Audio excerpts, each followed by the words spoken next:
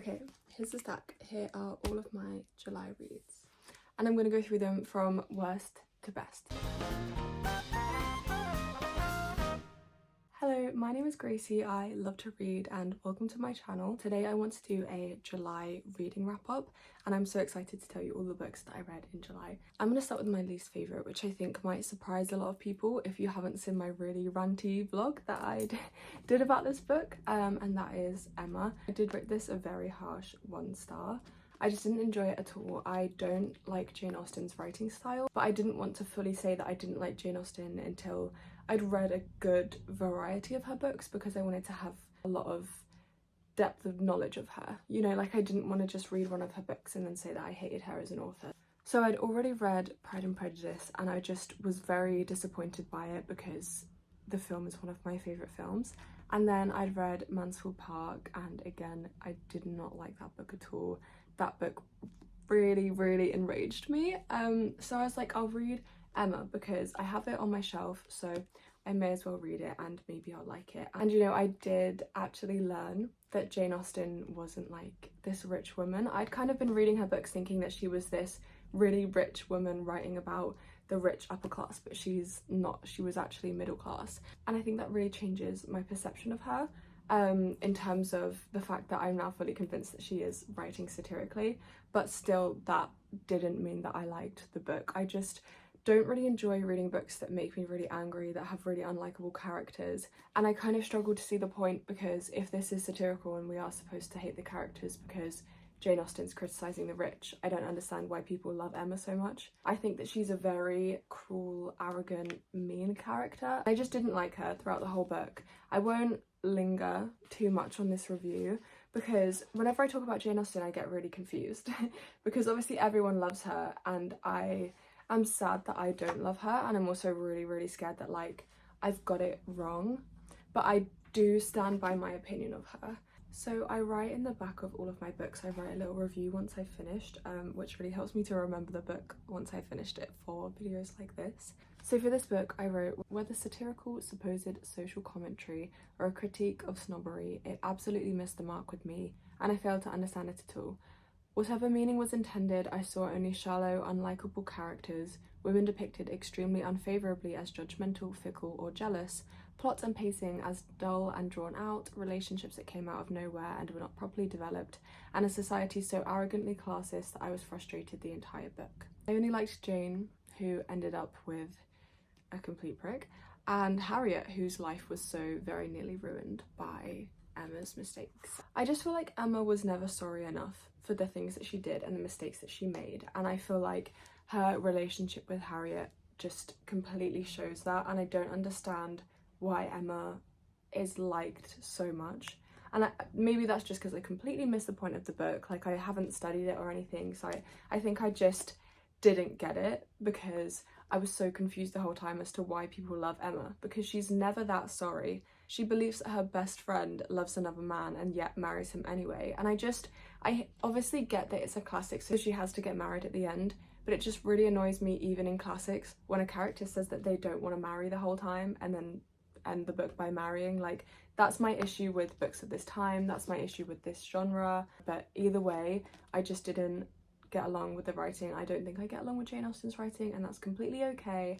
That's kind of all I have to say on this book. The next book I read, I rated 3 stars, and that was Enraged. This is a non-fiction about why violent times need ancient Greek myths, and I found it so interesting. There were so many interesting bits about kind of language in this, which I wasn't expecting and I loved so much. So for example, talked about how in Greek there are 2 versions of the word glory, and like obviously when you're reading the English version you don't get this, and I had no idea about it, but there is a type of glory in Greek mythology that is God-given glory, and then there's a type of glory that's human-given battle glory. I thought that that was a really interesting distinction that should be made more important in translations, because if it's a God-given glory, it's more likely to be something very heroic that maybe the gods will approve of, but humanity probably wouldn't approve of. So one of the quotes that kind of explains it says, "These repeated references to Achilles' bloody pursuit of kudos, the glory that the gods bestow, makes the audience question whether this behaviour deserves human approval," which is kleos, the other kind of glory. So I thought that was a really interesting distinction, and I really liked the analysis of language. It also speaks about Ajax as like a word and how ancient Greek has no J. So Ajax is actually like IAS or like AS, I don't know how you pronounce it, but how his name kind of echoes the Greek cry of suffering, and how Ajax as a name embodies suffering and permanence, and how he dies because he can't take on board this new form of glory. Like he dies because he can't accept change. So this book goes a lot through the Iliad, and it goes a lot through two plays which I've actually forgotten, and it goes through Sophocles, Ajax, and Euripides, Hecuba. However, I did find this book quite repetitive because obviously I have read the stories, and a lot of this was just going over the plot. So this is what I wrote. I think this was a very accessible, simple and informative analysis. I really enjoyed all that was said about language, but overall I found this quite repetitive in terms of the extensive detailing of the same plot over and over. I learned a lot from this. I think it's really interesting, but it also did tell me a lot of stuff that I already knew, and it was just like a summary of these Greek texts as well, which is a little bit boring when you have read them. However, full disclosure, I did do a really exciting challenge this month. I tried to read 7 books in 7 days. I almost did it. I read 6 books in 7 days, and I was really proud of myself for doing it. However, I do wonder if I would have rated some of these books higher if I had read them over a longer period of time and not read them in one day and kind of consumed them a lot. And I do wonder whether like I would have rated that book a little bit higher, or my next 2 books that I'm about to speak about, whether I would have rated them higher if I'd have pondered on them a little bit more. But I guess we'll never know. But that was still a really fun challenge. Anyways, the next book that I read was Boyfriends. This was a really, really good book. I rated this 3.5 stars. I read this on a really lovely sunny day. I walked to the country park near me and I sat and just read all day, and I finished it while I was out, which I wasn't expecting to do, and I just loved it. And I think it was a beautiful exploration of grief, and I'm very, very interested in the subject of grief. That is what I want to write my dissertation about. Not specifically modern grief, but I want to write it about like Victorian grief. But this was still really interesting, talking about the hierarchies in grief and the decorum and the manner that we're supposed to grieve in, and that's something I'm really interested in, how kind of a lot of grief is performance based on societal standards, and how in modern times it's a lot more personal. Like in the past, grief was a lot more performative and structured. This book was beautifully written with such a distinctive voice, made more immersive through listening to the audiobook, which is something that I would recommend if you read this. Is the audiobook is narrated by the author, and I just think that that's such a brilliant way to read the book. You get fully immersed in it, you can really hear the emotion in his voice, and it's so gorgeous to listen to. So I would highly recommend listening to the audiobook alongside of it. Whenever I listen to an audiobook, when I read, I do still read the physical copy, otherwise I personally feel like it doesn't go into my head. This is an admirable tribute, one that doesn't encroach on his friend's privacy but celebrates his life all the same.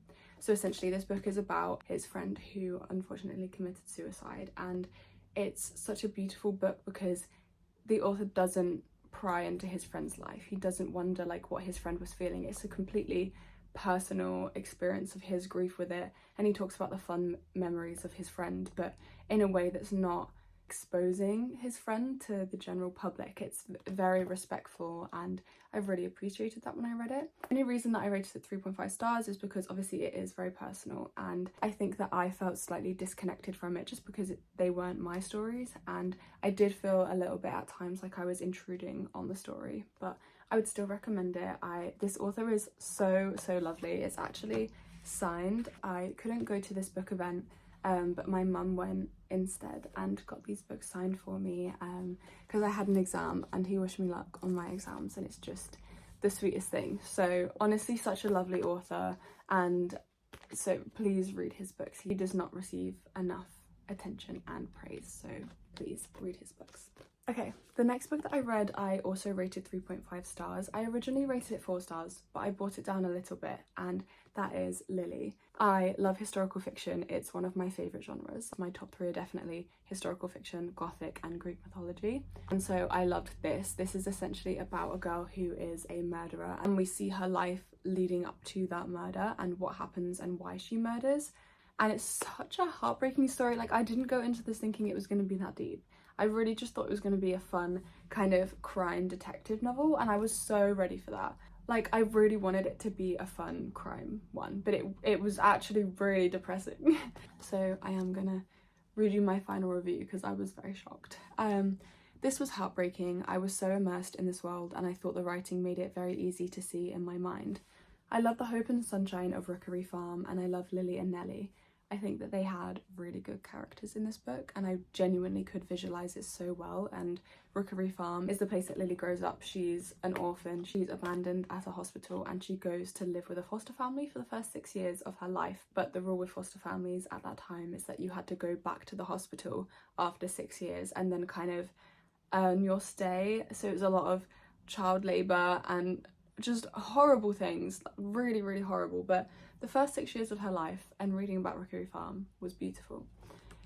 This was very sad, not what I was expecting at all, and I think the blurb and cover is quite misleading given the manner of the murder. It's not murder of malice, it's murder of necessity, and was actually just really depressing. It was very visceral and explicit.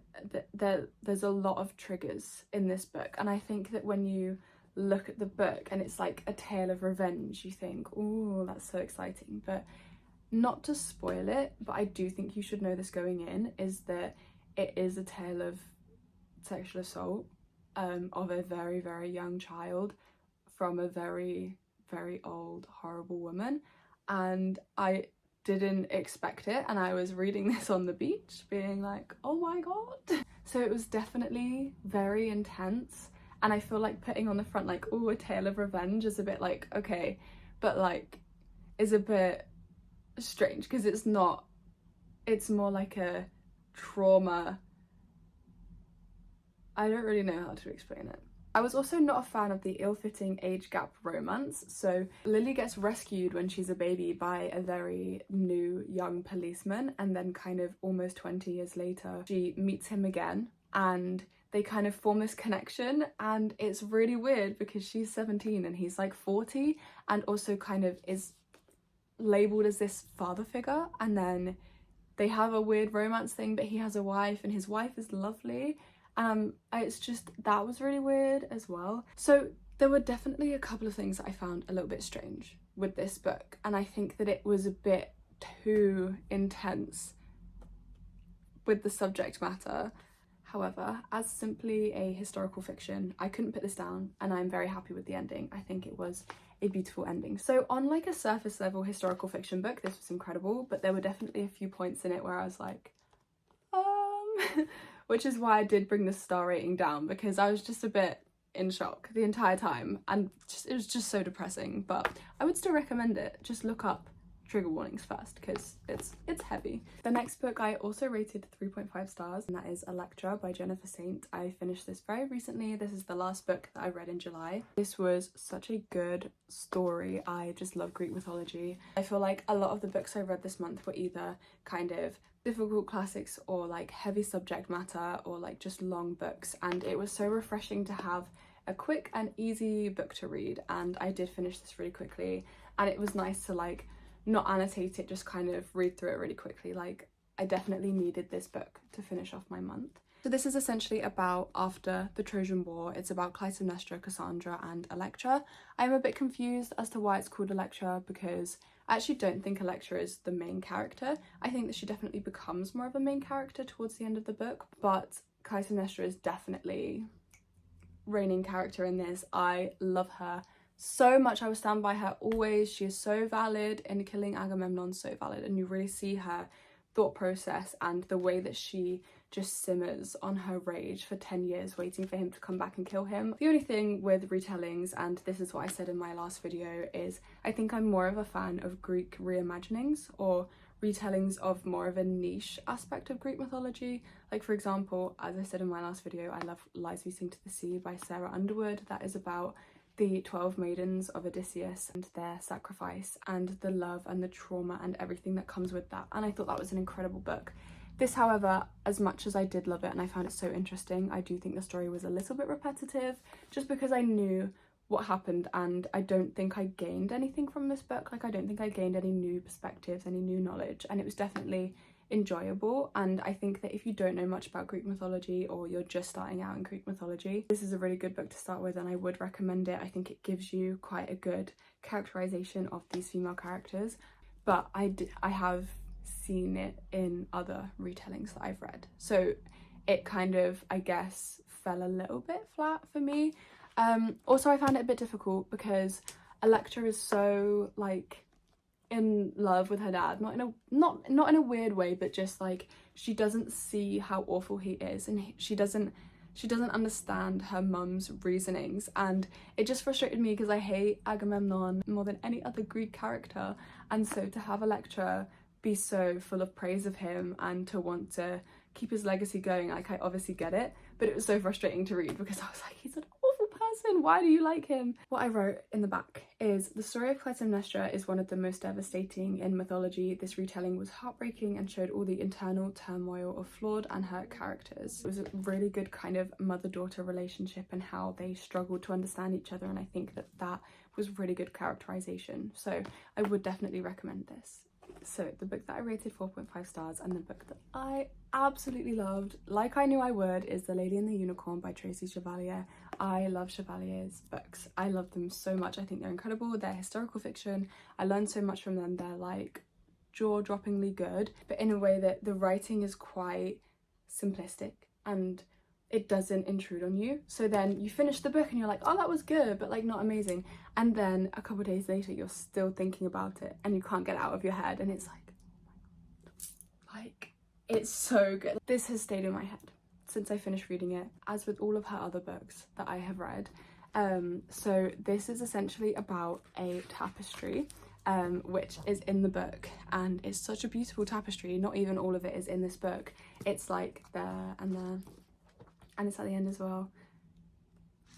And I really want to go to the museum in France that this tapestry is in, because you can't get the full tapestry online, like you can't see it, and I need to see it. I desperately need to see it, because essentially this book is just a reimagining of the story of how these tapestries came about, because we know essentially nothing about these tapestries, and they were rediscovered like a couple hundred years ago, but they were from hundreds of years before that, and we just don't know anything about how they were created, why they were created, who they were created for, and the author just brings that story to life. It's beautiful, it's so stunning, and I kind of I tabbed all of the bits where she speaks about the tapestry, and I love that you can refer back to the tapestry and think, oh my God, like I can see this story, like this must be the actual story, like it seems true, and it's just so beautiful, especially because so the tapestries all link to a certain sense. So this one kind of displays the family's coat of arms, and it's about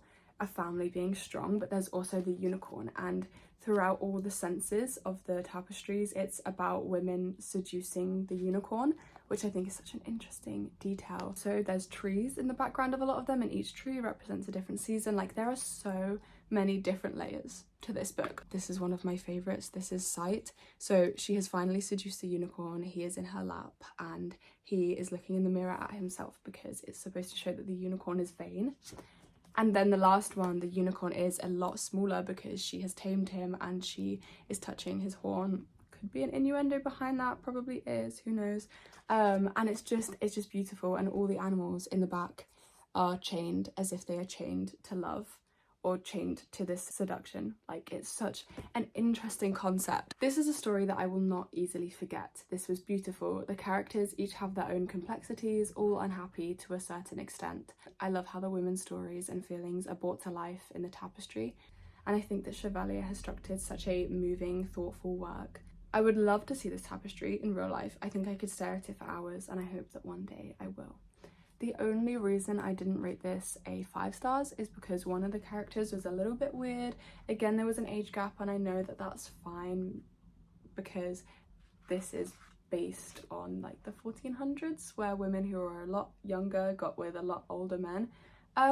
But I read the word maidenhead a few too many times, and the main character said quite a few questionable things, so I didn't want to rate it 5 stars because I did get a little bit creeped out at him, but I think we were supposed to like him. However, I think the characters were just stunning. It's really, really developed and really deep, and all of the characters have their own thing going on, and Chevalier really takes that and kind of shows how all of the characters connect in different ways, and you explore two different families and how they're both connected, and it's just stunning to read. Honestly, if you haven't read any of Chevalier's books but you like historical fiction, you are missing out, and you need to read it because she is one of my favourite authors, and I can't wait to read even more of her books. I have read 4 now, and I don't actually know how many are left. I don't know what other ones there are, but she's written one called Girl with a Pearl Earring, about the girl with the pearl earring painting. She's written Remarkable Creatures, which is about Mary Anning, and she's also written Falling Angels, which is about Victorian mourning, which I also, as I said earlier, love. Now onto my 5-star reads. I have 2. I actually don't have one of the books, so I will just have to talk about it. But firstly, I want to speak about Lonely Castle in the Mirror, which is one of my 5-star reads for this month, which I was not expecting this to be 5 stars, like not at all. I really thought it would just be a chill read, and then I loved it. I loved it so much. I finished it in a couple of days. I could not put this down. Like, I genuinely could not put this down. It was so good, such an interesting concept, and I knew it would be because Japanese fiction never disappoints in having incredibly well thought out, well constructed, moving concepts, and so I knew that this would be great, but I didn't expect for it to like take a hold of me as much as it did. It's so fascinating. It's essentially about 7 young children who get taken through their mirror into a castle, and they all have one thing in common, but they don't know what that is, and they have to find a key to a wishing room, and only one of them gets their wish granted, but if they find the key, they get their wish granted. And it's just such a beautiful book about exploring the complexities of childhood and adolescence. It's just stunning. All of the characters are so complex and different. Genuinely, it's so moving, and I cried my eyes out at the end of this book. There are so many plot twists. Like, I feel like it's so many different genres all in once. It's so magical. When I say like it's so magical, like you have to read it, because I was transported to this world. Like, I was absolutely there, and you can feel the magic oozing from this book, and it's such a privilege, and it was so beautiful to see these characters grow and form friendships, because they all struggle to make friends, and it really captures that essence of struggling to make friends when you're younger.